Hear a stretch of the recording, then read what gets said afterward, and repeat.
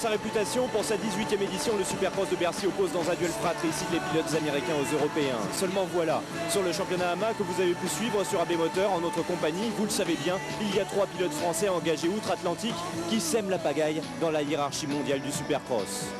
David Villemain, deuxième du championnat américain, à une poignée de points de l'incontournable McGrath. Sébastien Tortelli, 6e du AMA Supercross, et pas loin sans une blessure contraignante de remporter le titre outdoor. Et Roderick Tin, 5e aux US, qui progresse à une vitesse fulgurante. Bref, nos 3 pilotes de pointe sont revenus au pays l'espace de 3 jours de course à Bercy pour contrer Jeremy McGrath, le numéro 1 américain. L'occasion pour nous de faire le point sur la saison 2000 du championnat AMA Supercross.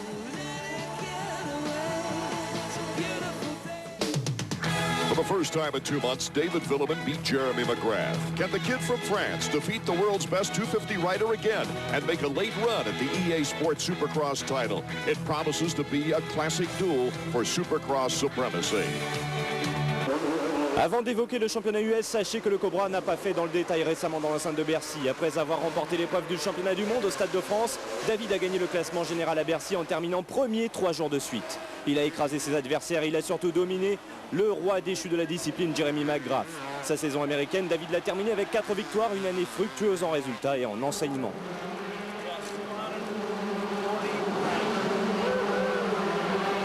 C'est vrai que j'étais un peu surpris de gagner assez tôt, la 3e épreuve. Et on avait beaucoup travaillé sur la moto et la moto marchait très bien. Je suis bien parti à chaque fois. C'est vrai que ça a été, peut-être ça m'a un peu causé mon passage à vide en milieu de saison d'avoir gagné si tôt. Mais c'est vrai que c'est une bonne année d'expérience et j'ai pu gérer une saison de 16 courses Supercross et 12 outdoor. C'est ça qui a été très dur pour moi. Est-ce que tu as le plus progressé en pilotage ou au niveau du mental par rapport à toute la pression qu'il y avait autour de ce championnat? Non, je pense qu'aux États-Unis, il faut être un rock. Il faut pas être... Il n'y a pas de copains, il n'y a rien du tout. Il y a beaucoup de pression. Il faut avoir plus de haine qu'en Europe. C'est clair, on ne parle pas entre les pilotes. C'est beaucoup plus froid, à part avec les coéquipiers, bien sûr. Mais il y a tellement de pression, tellement de moyens mis en jeu par les usines que c'est dur d'avoir des contacts faciles avec d'autres pilotes. Et c'est pour ça que c'est assez dur, quoi. Allez, on fait un flashback justement sur la 3e épreuve du championnat Supercross. Nous sommes à San Diego. Vous le voyez ici, David Villemain est en tête, alors que Jeremy McGrath est à la 10e position. Il faut dire que Jeremy McGrath, dès le départ, a subi une chute. Et selon ses dires, il a tordu son frein avant, un problème sur le disque avant. Et David Villemain maintenant qui s'évade en tête de la course. Personne ne peut le rattraper. C'est vraiment là que David a mis un coup au moral de McGrath, le numéro 1 incontesté jusque-là de la discipline Supercross. McGrath justement qui court après son 7e titre en Supercross. Et là on voit le clicker, le heel clicker de David Villemain dans le dernier tour qui vient signer sa première victoire. Vous le savez déjà, il a remporté ensuite l'épreuve de Phoenix en Arizona où là il a justement doublé à la régulière Jeremy McGrath. David Villemain dans les ornières qui arrive sur la bosse du finish en première place. La première victoire du Français après 3 épreuves. McGrath va terminer 4e. David Villemain qui devient la coqueluche du public américain. David Villemain qui a pris un ascendant psychologique sur le meilleur pilote de Supercross. McGrath, c'est un gars qui a beaucoup de ressources, qui sait réagir. J'ai gagné à San Diego, il n'était pas très bien parti, il paraît qu'il a tordu son frein avant. Et donc j'avais gagné assez facilement. Il y a Phoenix, il était parti devant, moi derrière. J'étais revenu, j'avais gagné. C'est sûr que je pensais avoir pris l'ascendant moral. Mais il est revenu la course d'après, très motivé. Et puis il a gagné 4 courses d'affilée, je crois, après ça. Et moi j'ai mis du temps à regagner. Il a fallu que j'attende la 11e épreuve, je crois, pour regagner. Et ça a été dur.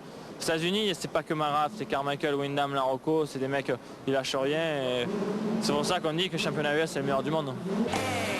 Bercy version 2000 n'a pas souri au Mac, 2e le vendredi, 4e le samedi. Malgré cette chute, McGrath n'était pas au mieux. Il a disputé l'épreuve française avec une moto de développement. Cette année, on se souviendra avant tout de son 7e sacre sur le championnat, de sa constance sur les 16 épreuves américaines. Certes, il a dû faire face à David Villemain, qui fut la révélation de cette saison Supercross. Mais il demeure encore le meilleur avant la saison prochaine, qui promet d'être mouvementée.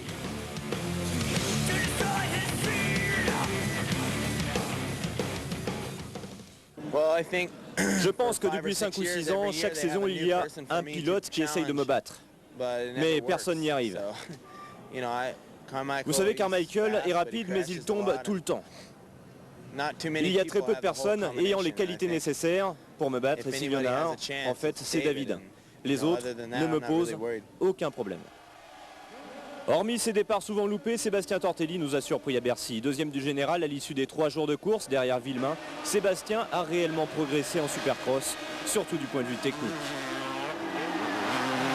Je commence à me sentir beaucoup plus à l'aise sur ma moto et c'est ce qui m'aidera à aller plus vite. Plus je serai précis, plus je serai confortable, mieux je pourrai faire.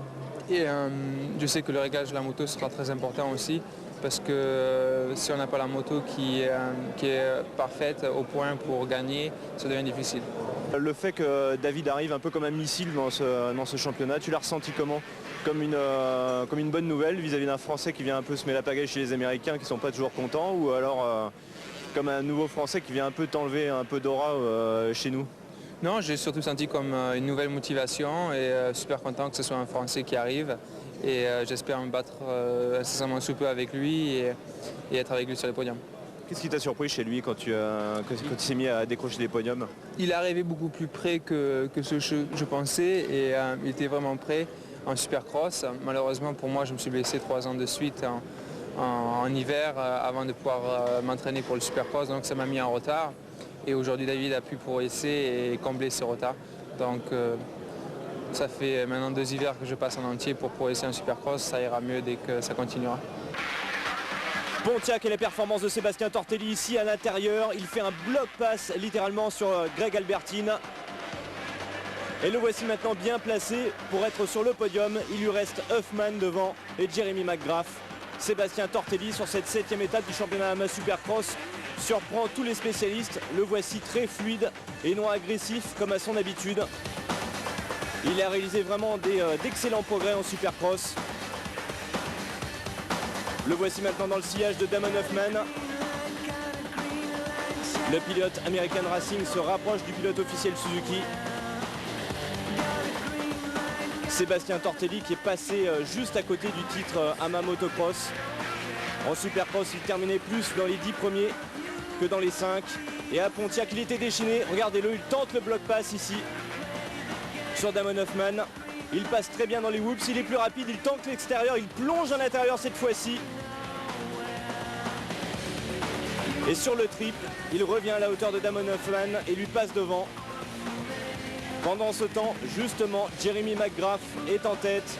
Il part vers une nouvelle victoire. Et derrière, non loin, Sébastien Tortelli, qui est remonté vraiment comme une balle, va terminer 2e, son meilleur résultat de cette saison AMA Supercross.